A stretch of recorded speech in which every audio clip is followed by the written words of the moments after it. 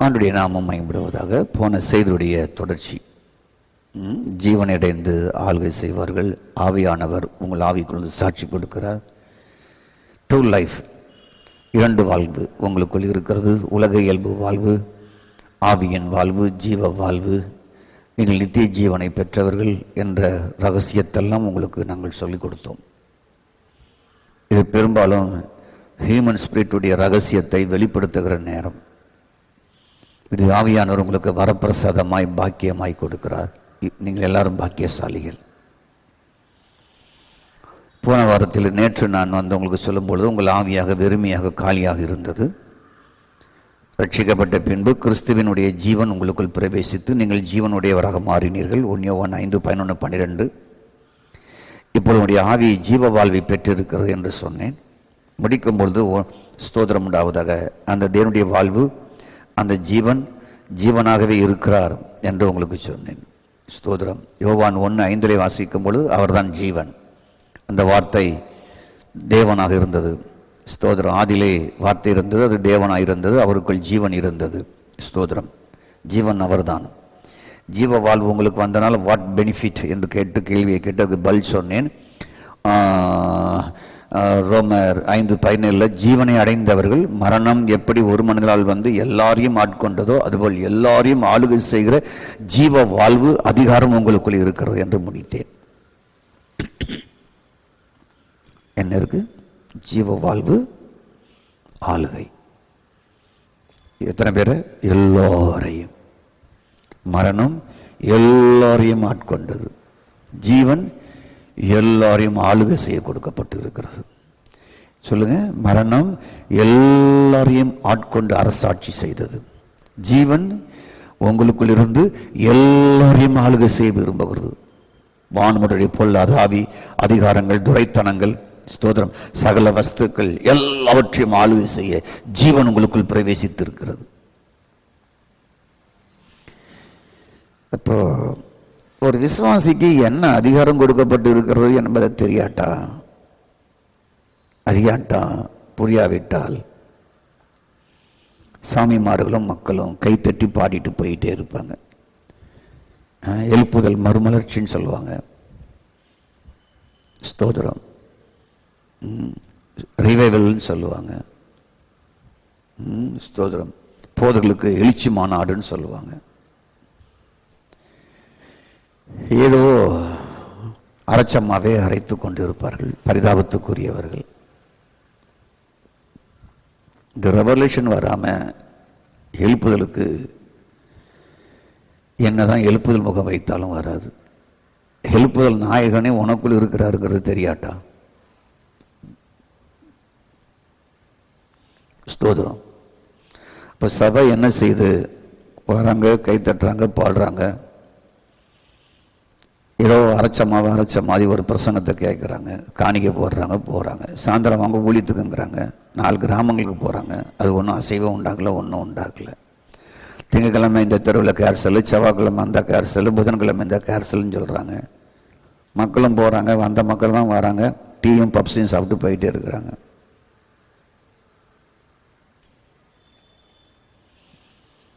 ஸ்தோத்திரம். அப்போ கிறிஸ்துவ என்னும் ஒருவரால் ஜீவனை அடைந்து ஆழ்வார்கள் என்பது நிச்சயம் உறுதியானது. ரோமர் 5:17 தான் நேற்று வாசித்தேன் நான். அப்போ நீங்கள் குமாரனை உடையவர்கள், நீங்கள் ஜீவனை உடையவர்கள். அப்போ நோயை யார் ஆளுகை செய்யணும்? ஜீவனை உடையவர்கள் ஆளுகை செய்வார்கள். ஒவ்வொரு விசுவாசியும் நோயை ஆளுகை செய்யணும். ஒவ்வொரு விசுவாசியும் பிசாசின் ராஜ்யத்தை ஆளுகை செய்யணும். ஒவ்வொரு விசுவாசியும் சாபத்தை ஆளுகை செய்யணும். ஜீவனடைந்து ஆளுகை செய்வார்கள். அதை ஓவர் கம் பண்ணணும். அதை உங்க பாதத்துக்கு கீழே கொண்டு வரணும். தரித்திரத்தை யார் ஆளுகை செய்வா? சாமிமாரா, மந்திரவாதிகளா? இல்லை. உன் தரித்திரத்தை போக்க ஜீவனை அடைந்து ஆளுகை செய்வார்பவர்கள நீங்க தான் ஆளுகை செய்யணும். ஏழ்மை, தரித்திரம், பற்றாக்குறை எப்படி உங்க மீது ஆளுகை செய்ய முடியும்? நோய் எப்படி உங்க மீது ஆளுகை செய்ய முடியும்? பற்றாக்குறை எப்படி உங்களை ஆளுகை செய்ய முடியும்? தரித்திரம் எப்படி உங்களை ஆளுகை செய்ய முடியும்? பிசாசு எப்படி ஆளுகை செய்ய முடியும்? அப்படி ஆளுகை செய்யும் போது சாமிமார்கள் வந்து என்ன சொல்றாங்கன்னா, உபவாசம் போட்டு அந்த பேயை விரட்டுவோம், உபவாசம் போட்டு நீங்க என்ன பண்ணுங்க அந்த வியாதியம் குணமாக்குவோம், உபவாசம் போட்டு வீட்டை சுற்றி தண்ணியை தெளிப்போம். இதை தவிர வேற ஏதாவது அவங்க தெரிஞ்சு உங்களுக்கு சொல்றாங்களா? இல்லை. நாங்க என்ன உங்களுக்கு கற்றுக் கொடுக்குறோம்? உன் ஆவி வெறுமையா இருந்தது, கிறிஸ்துவனுடையவனாக நீ மாறி இருக்கிற, கிறிஸ்துவின் ஜீவன் உன் ஆவிக்குள் வைக்கப்பட்டு இருக்கிறது, நீ நித்திய ஜீவனுடையவன். உங்களுக்குள் வெறுமையா இருந்த உங்க ஆவிக்குள்ளே ஜீவனை அடைந்திருக்கிறபடினாலே அந்த ஜீவன் ரோமர் 8:17 படி ஆளுகை செய்ய முடியும். எதை ஆளுகை செய்ய முடியும்? ஸ்தோத்திரம். உங்களை ஆளுகை செய்கிற ஏழ்மையோ, பற்றாக்குறையோ, தரித்திரமோ, பாவமோ, சாபமோ, பேயோ, பிசாசோ, சூனியமோ எல்லாவற்றையும் ஆளுகை செய்ய முடியும். இந்த பூமியை ஆளுகை செய்ய முடியும், ஜனங்களை ஆளுகை செய்ய முடியும், ஒரு நிர்வாகத்தை ஆளுகை செய்ய முடியும் சொல்றோம்.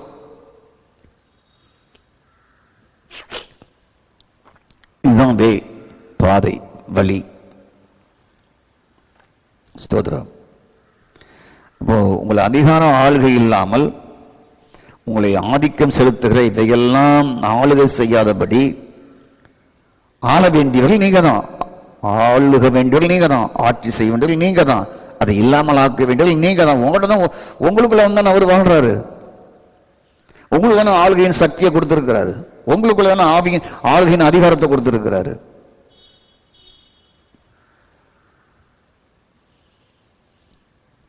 கதருக்கு ஸ்தோத்திரம். சர்ச்சுக்கு 30 வருஷம் போனாலும் சரி, மக்களுக்கு சாப்பாடை பிசைஞ்சு வாயில ஊட்ட வேண்டியிருக்கு.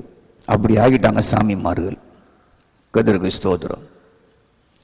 ஒவ்வொருவரையும் என்னை ஆளுகை செய்கிற இவைகளை ஜீவனாகி கிறிஸ்து என் ஆவிக்குள் இருக்கிறார், அதன் மூலம் எனக்கு ஆளுகை இருக்கிறது.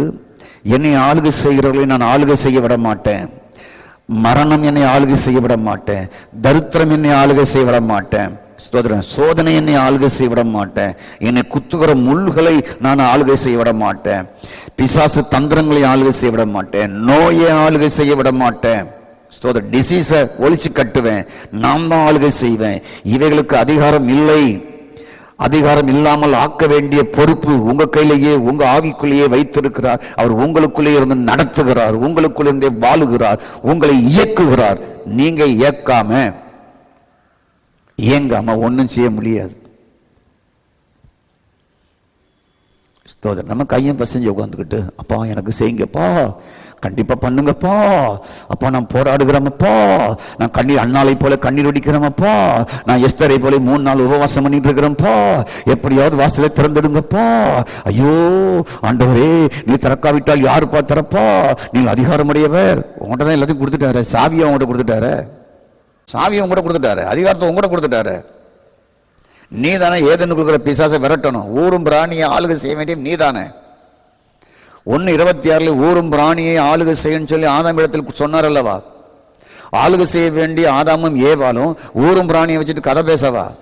அதை விரட்டி அடிக்காம அதோடு கூட ஒப்பந்தம் பண்ணவா? அதோடு கூட டாக்குமெண்ட் போடவா? அதிகாரம் உங்ககிட்ட இருக்கு. தேவனா வந்து ஏதேன் தோட்டத்துக்குள்ள பிசாசை விரட்டுவாரு, சர்ப்பத்தை விளக்குவாரு. நீங்கள் அல்லவா செய்ய வேண்டியது. கல்வாரி சிலுவைகளை மரித்து உயிர்த்தெழுந்த இயேசு கிறிஸ்து ஜீவனாக உங்களுக்குள் இருக்கிறார். அந்த ஜீவனை அடைந்தவர்கள் நீங்கள் ஆளுகை செய்ய வேண்டும். உங்களை ஓவர் கம் பண்ணுகிறவை அத்தனைகளும் அது பண்ணாதபடி அதை இழக்க வைக்க, அதனுடைய சக்தி இழக்க வைக்க வேண்டிய பொறுப்பாக இருக்கிறது.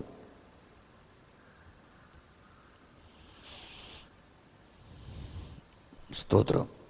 அப்போ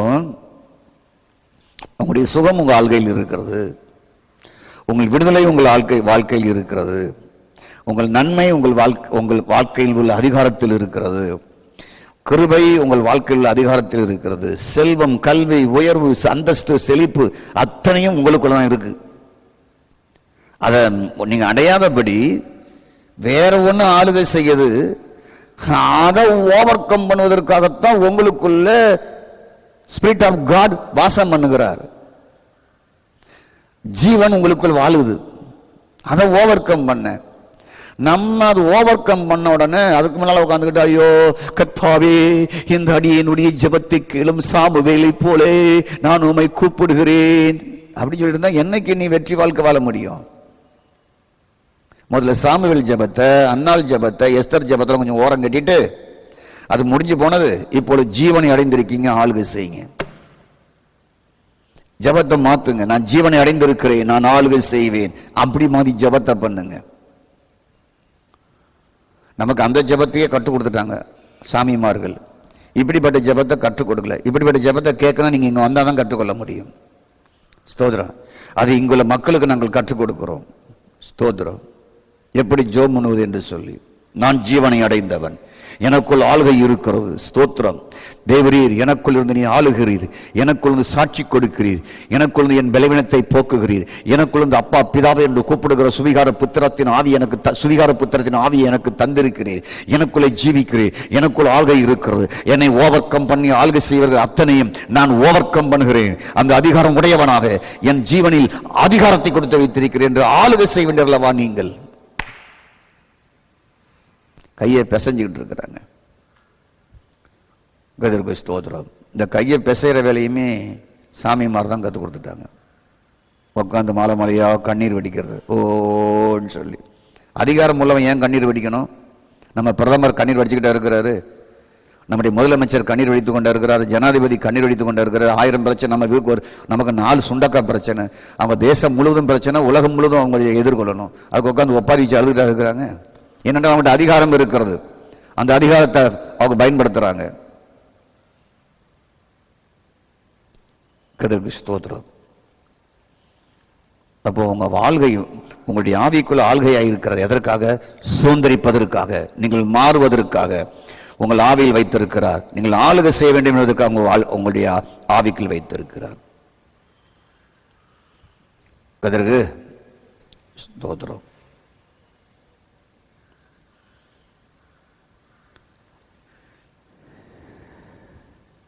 ஆகவே நீங்கள் ஒவ்வொருவரும் உங்களுக்குள் இருக்கிற ஜீவ ஆளுகையை பாருங்கள்.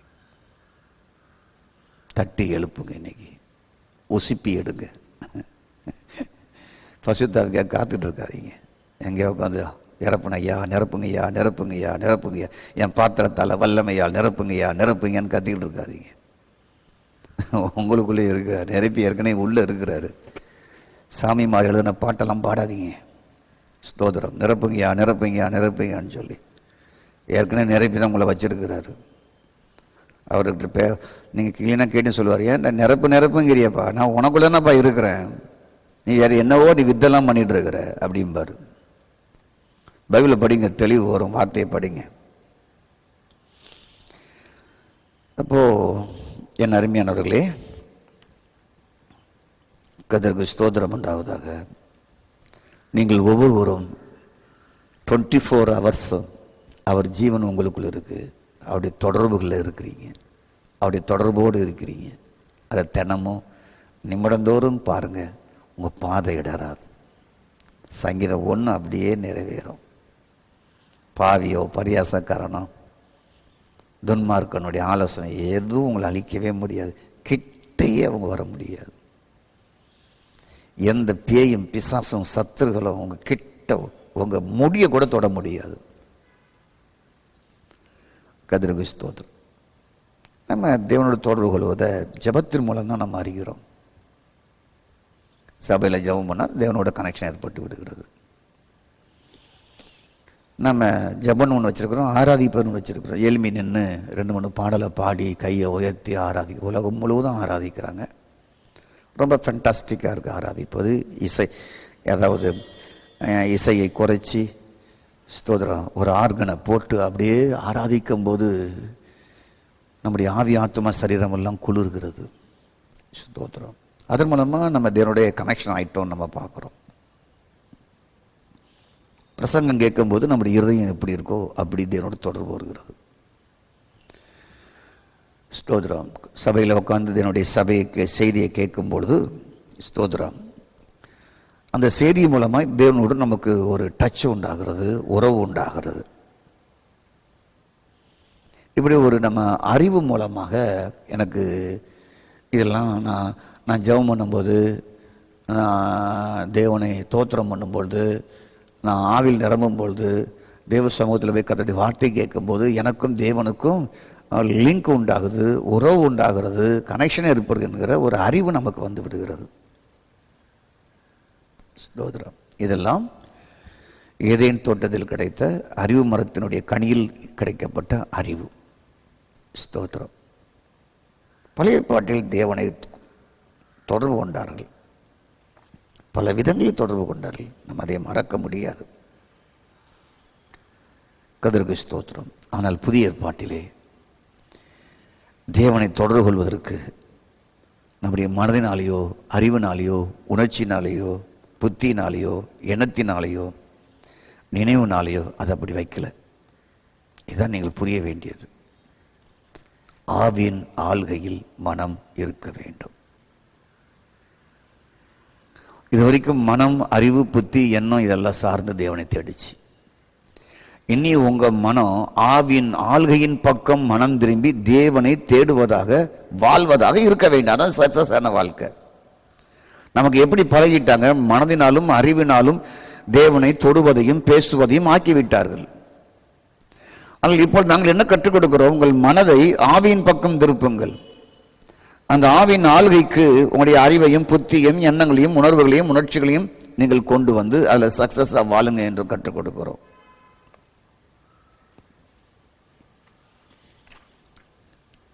கர்த்தருக்கு ஸ்தோத்திரம். ஆகவே கிறிஸ்துவை உங்கள் ஆவியில் ஆவியாக அணிவிக்கும் பொழுது உங்கள் வாழ்வில் திருப்தியாக மாறும். அங்குதான் திருப்தி. ஆவில் எளிமை உணர்வுகள் பாக்கியவான்கள், பரலோக ராஜ்யம் அவர்களுடையது என்ற அந்த பெரும் பாக்கிய வாழ்க்கையை அடைகிறீர்கள். ஸ்தோத்திரம் உண்டாவதாக. நீதியின் மேல் பசிதாகம் உடையவர்கள் பாக்கியவான்கள். ஸ்தோத்திர இரக்கமுள்ளவர்கள் பாக்கியவான்கள். ஸ்தோத்திரம். இங்கே தான் வரும்பொழுது ஒரு திருப்தி உள்ள தானாகவே உண்டாகிறது. ஸ்தோத்திரம். அப்போ கிறிஸ்துவை ஆவியாக உங்கள் ஆவியில் அனுபவிக்கும் பொழுது ஸ்தோத்திரம், உங்கள் ஆவி மிக திருப்தியாக மாறுகிறது. அதோடு கூட பிரைஸ்கா உங்கள் ஆவி வல்லமையாக அந்த அத்தாரிட்டி, அந்த ஆளுகையெல்லாம் உங்கள் ஆவிக்குள்ளேயே கொடுக்கப்படுகிறது. ஸ்தோத்திரம் உண்டாவதாக. இதற்கு பின்புதான் ஒரு உயர்வான ஒளிமயமான ஸ்தோத்திரம் உண்டாவதாக மிக பிரம்மாண்டமான வாழ்க்கையெல்லாம் கர்த்தர் வைத்திருக்கிறார். ஸ்தோத்திரம். இப்படி வாழும்பொழுதுதான் நீங்கள் உங்களுக்கு தெரியும், நீங்கள் தேவனோடு வாழுகிறீர்கள், ஜீவனோடு கலந்து இருக்கிறீர்கள். ஸ்தோத்திரம் உண்டாவதாக. கிறிஸ்துவோடு இணைக்கப்பட்டு இருக்கிறீர்கள் என்பதெல்லாம் உங்களுக்கு தெரிய ஆரம்பிக்கிறது. ஸ்தோத்திரம். உங்களுக்குள் உலாவுவதையும், நீங்கள் தேவாலயமாக்கப்பட்டதையும், உங்களை ஒரு நகரமாக்கப்பட்டதையும், உங்களை ஒரு வாஸ்தஸ்தலமாக்கப்பட்டதையும், உங்களை தேவாலயமாக்கப்பட்டதை எல்லாம் நீங்கள் அந்த ஜபத்தில் காண முடியும். இதுதான் உயர்ந்த ஜபம். இதுதான் உயர்ந்த ரக ஜபம். உயர்ந்த ரக ஜபம், உயர்ந்த ரக ஜபத்தினுடைய வாழ்வு. ஸ்தோத்திரம். அவைத்தான் நாங்கள் என்ன கற்றுக் கொடுக்கிறோம் என்றால், உங்களை அரசராய் பார்த்து ஜெபம் பண்ணுங்கள், உங்களை ஆசாரியராய் பார்த்து ஜெபம் பண்ணுங்கள், உங்களை தேவாலயமாய் பார்த்து ஜெபம் பண்ணுங்கள், அவரால் கட்டப்படுகிற ஒரு கட்டிடமாய் பார்த்து ஜெபம் பண்ணுங்கள், உங்களை ஒரு பண்ணையாக பார்த்து ஜெபம் பண்ணுங்கள், உங்களுடைய உடன் சுதந்திரராய் பார்த்து ஜெபம் பண்ணுங்கள். ஸ்தோத்திரம். சுவிகார புத்திரன் ஆவியை பெற்றவர்களாக உங்களை பார்த்து ஜெபம் பண்ணுங்கள். கர்த்தருக்கு ஸ்தோத்திரம். உங்களை ஒரு வாஸ்தஸ்தலமாக ஆலயமாக கட்டி வைத்திருக்கிற அந்த வாழ்க்கையை பார்த்து ஜெபம் பண்ணுங்கள். ஓ காட், ஸ்தோத்திரம் உண்டாவதாக. நீங்கள் மலையில் மீது இருக்கிற பட்டணமாய் உங்களை பார்த்து ஜெபம் பண்ணுங்கள் என்று நாங்கள் கற்றுக் கொடுக்கிறோம். எல்லாமே இதில் நெகட்டிவ் இருக்காது, எல்லாமே பாசிட்டிவ் ப்ரேயராக இருக்கும்.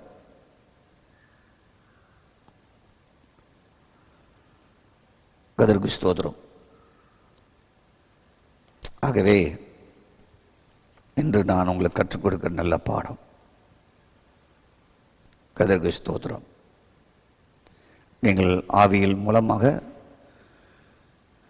உங்கள் ஆவியின் தேவனை அறிய முடியும்.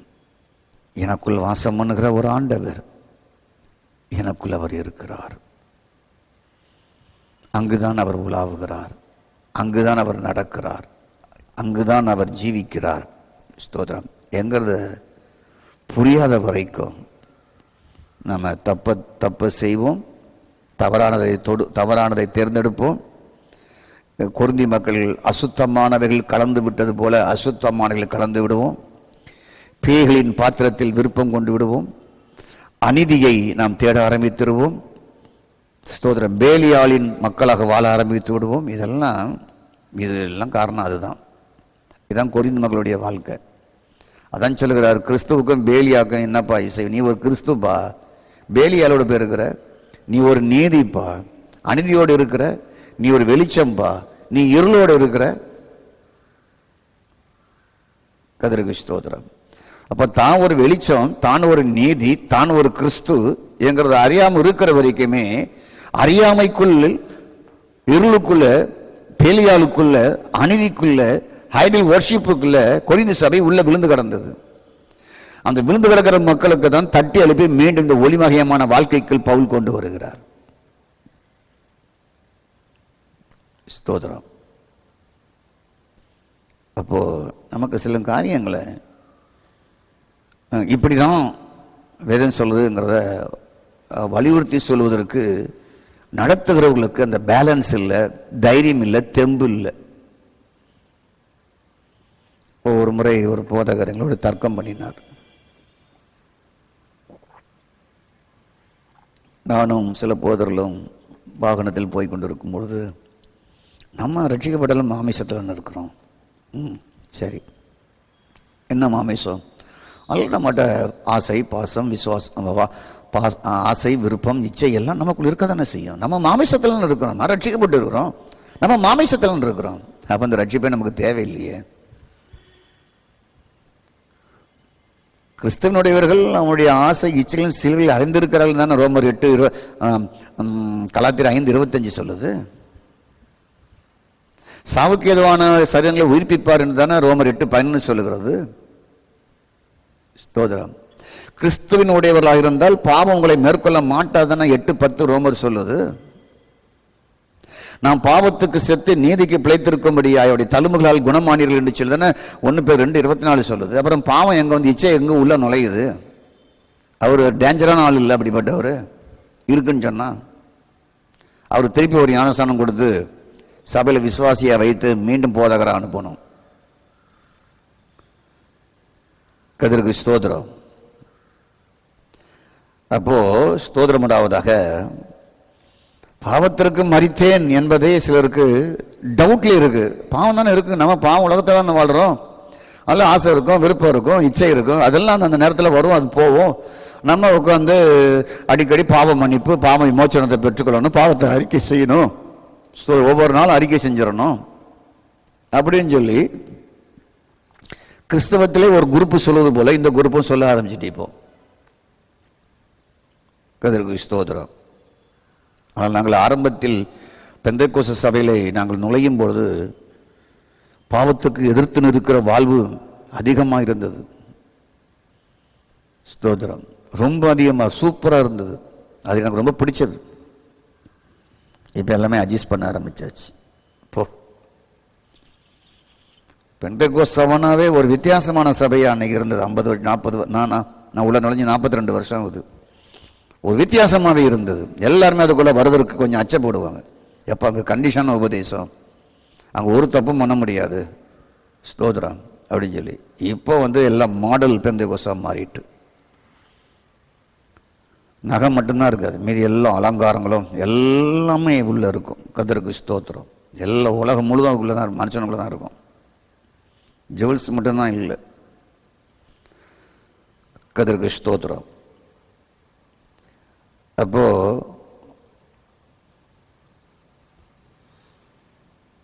நன்றாக கவனிங்க, நமக்கு நன்றாக புரிந்து கொள்ள வேண்டும். ஸ்தோத்திரம். பழைய ஏற்பாட்டில் ஒருத்தன் அறிந்தும் அறியாமல் செய்தால் அவனுக்கு தண்டனை உண்டு. ஸ்தோத்திரம்.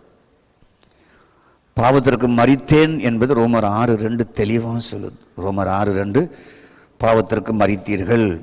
ரோமர் 6:2 வாசித்துருவோம். வாசித்தா தான் உங்களுக்கும் தெளிவாக புரியும். இல்லைன்ட்டா நான் பேசாமல் சொல்லிட்டு எக்ஸ்பிரஸ் ஆட்ட நான் போயிடுவேன். ஸ்தோத்திரம் உண்டாவதாக. உங்களுக்கு புரியாமலே இருக்கும். ரோமர் 6:2 வாசிக்கிறோம் பாருங்க. பாவத்துக்கு மரித்த நாம் இனி அதில் எப்படி பிழைப்போம்? ஸ்தோத்திரம். பாவத்துக்கு மரித்த இனி நாம் எப்படி நம்ம அதில் பிழைப்போம்? நீ தான் டெத் ஆயிட்டிய சின்னுக்கு. நீ டெத் ஆகிட்டப்பா, சின்னுக்கு நீ டெத் ஆகிட்ட, பாவத்துக்கு மரித்திட்ட. ஸ்தோத்திரம்.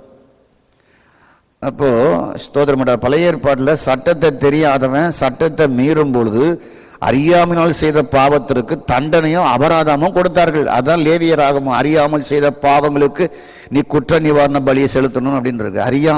அறியாம புரியாம செஞ்ச பாவத்திற்கு. அப்போ அறியாமலேயே நான் பாவத்திற்கு மரித்தேன் என்று அறியாமல் இருந்தால் பழைய ஏற்பாட்டின்படி தண்டனை உண்டு, குற்றவாளி என்று பொருள். அப்ப அறியாமல் செய்வது இது தவறு புரிந்தவன் குற்றவாளி என்று கூறுகிறது. அது ரோமர் 5:18 லேவியராகமம் 5:18 வாசிக்கும் பொழுது வாசிக்கிறோம் பாருங்க. அதன் நிமித்தம் அவன் குற்றவாளியாக ஒரு மதிப்புக்குரிய சரியான பழுதற்ற ஆட்டுக்கடாவை ஆசாரியனிடத்தில் கொண்டு வருவார்கள். அவன் அறியாமல் செய்த தப்பிதத்தை ஆசாரியன் அவனுக்கு நிவர்த்தி செய்ய கடவன், அப்பொழுது அது அவனுக்கு மன்னிக்கப்படும். அறியாமல் ஒருவன் செய்த தப்பிதத்தை ஆசாரியன் அவனுக்கு நிவர்த்தி செய்ய அவன் குற்ற நிவாரணம் வழியாக கொண்டு வரணும்.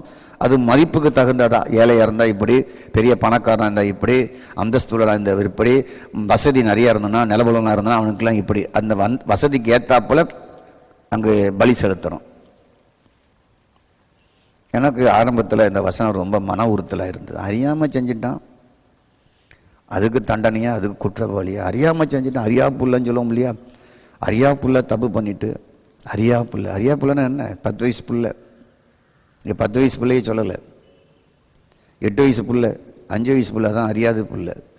அதுக்கு நெருப்புக்கும் தண்ணிக்கும் வித்தியாசம் தெரியாது. தண்ணியில் விளையாடுற மாதிரி நெருப்புலையும் விளையாட போயிருங்க. அதெல்லாம் ஒரு குளத்தில் தண்ணி இருக்குன்னா போனால் நம்ம விழுந்து வாழ்க்கை முடிஞ்சுன்னு அதுக்கு தெரியாது. அது பாட்டில் காலை வச்சு உள்ளே இறங்கிறோம். அதான் அறியாது பிள்ளை. 10 வயசு பிள்ளை, 12 வயசு பிள்ளைங்களாம் இதுதான். எனக்கு மன உறுத்தலாக இருந்தது. அறியாமல் செய்கிறான் குற்றவாளியா அப்படின்னு சொல்லி. கொஞ்சம் யோசித்து பாருங்களேன். நான் ஆவிக்குரியவன், கிறிஸ்து என் ஆவியில் இருக்கிறார், நான் ஜீவனை உடையவன், கிறிஸ்து என்னை ராஜாவாக்கி இருக்கிறார், கிறிஸ்து என்னை ஆசாரனாக்கி இருக்கிறார், நான் அப்பா பிதாவே என்று கூப்பிடத்தக்க சுவிகார புத்திராவியை நான் பெற்றிருக்கிறேன், நான் கிறிஸ்துடைய உடன் சுதந்திரவாளியாக இருக்கிறேன், இயேசுவை மரித்தோர்ந்து எழுப்பின ஆவியானவர் எனக்குள் இருக்கிறார், பரிசுத்த ஆவியானவர் தங்குகிற தேவாலயமாக்கப்பட்டு இருக்கிறேன், அவர் மேல் கட்டப்படுகிற கட்டடமாக தேவாலயமாக வாசஸ்தலமாக இருக்கிறேன் என்கிறத நீங்க அறியாட்டா? நீங்கள் ஒரு குற்றவாளி, கிரிமினல், குற்றவாளி.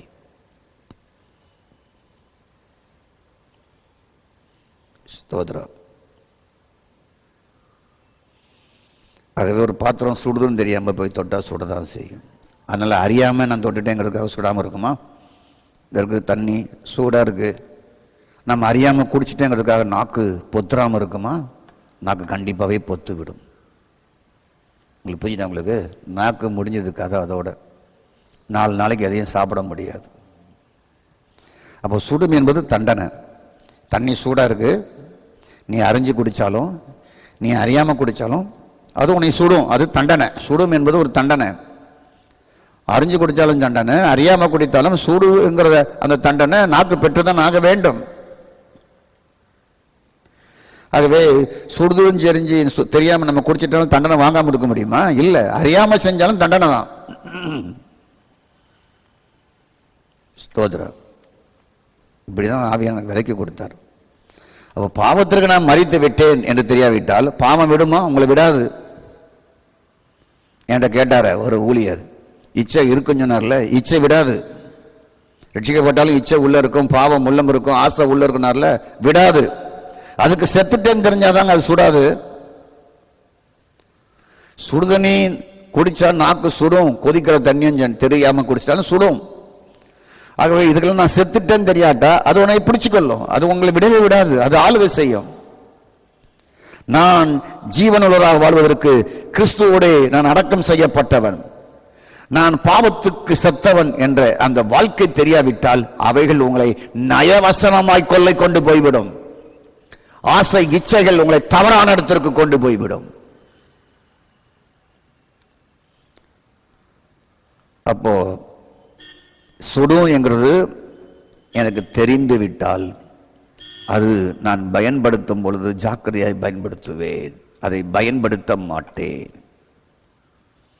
விதி மீறல் வரும்பொழுது சுட்டுத்தான் ஆகும். அது விடவே விடாது. இந்த விஷயத்தை குடித்தால் மரணம் என்று போடப்பட்டிருக்கும் பொழுது விதி மரணம் என்பது. நான் தெரியாம தண்ணி நினைச்சு குடிச்சிட்டேன், டானிக் என்று குடிச்சேன்னு சொன்னாலும் அது விடவே விடாது. விதி, சட்டம், மரணம். புரிஞ்சுதா உங்களுக்கு? உங்கள் ஆவியில் ஜீவன் உள்ளவராக ஒருவர் இருக்கிறார். நீங்கள் உங்களை பாருங்கள். நான் பாவத்திற்கு மரித்தவன், அவரோடு அடக்கம் பண்ணப்பட்டவன், அவரோடு நான் எழுப்பப்பட்டவன். இப்பொழுது எனக்கு கிறிஸ்துவின் சாயலையும் உயிர்த்தலின் சாயலையும் நான் பெற்று இணைந்திருக்கிறேன். என் ஆவியில் ஆவியின் தேவன் பிரமாணமாக கட்டளையாக எனக்குள்ளிருந்து என்னை வடிவமைக்கிறார். நான் ஆவியில் நடக்கும் பொழுது அந்த விதி எனக்குள் செயல்படும், அந்த பிரமாணம் செயல்படும், அதோடைய ஆசீர்வாதம் செயல்படும், அதோடைய ஆளுகை செயல்படும், அதோடைய செழிப்பு, அதோடைய ஆசீர்வாதம், அதோடைய உயர்வு, அதோடைய மேன்மை எல்லாமே உள்ளிருந்து செயல்படும். ஆவின் பாடை வாழ்வதற்கு உங்களுக்குள் வைத்திருக்கிறார். ஸ்தோத்திரம். நீங்கள் விடுதலையாக்கப்பட்டு இருக்கிறீர்கள். நீங்கள் பாவத்திற்கு மரித்தவர்கள், அவரோடு சில அறையப்பட்டவர்கள். இந்த அறிதல் வரும்பொழுது நடப்பது என்ன? உங்களுடைய ஆவியின் விதி, அந்த சட்டம் ஆரம்பிக்குது. அந்த சட்டம் ஆரம்பிக்குது. அதில் தான் ஆளுகை, அதில் தான் உயர்வு, அதில் தான் பிசாசுக்கு எதிர்த்து இருப்பது, பிசாசை ஆளுகை செய்வது, இந்த உலகத்தை ஆளுகை செய்வது, தரித்திரத்தை ஆளுகை செய்வது, ஏழ்மையை ஆளுகை செய்வது, பேயை ஆளுகை செய்வது, நோயை ஆளுகை செய்வது.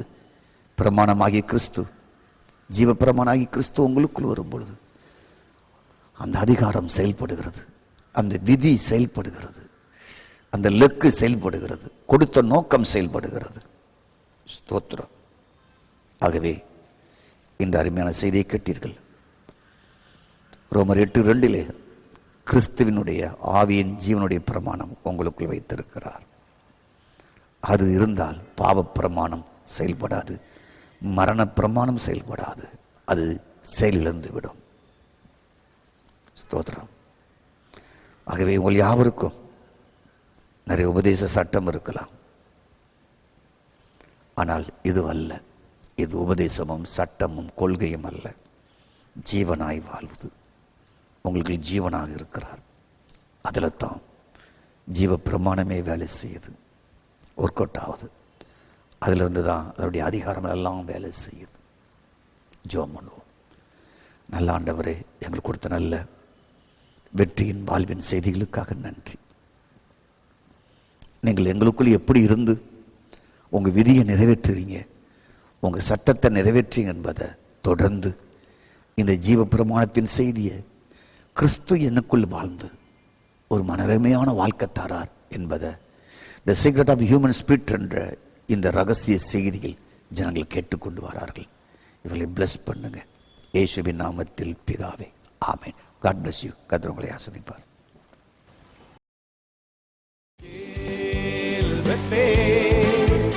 இது வானத்தின் வாசல், என் இயேசையா ஆசீர்வாதத்தின் வாசல்.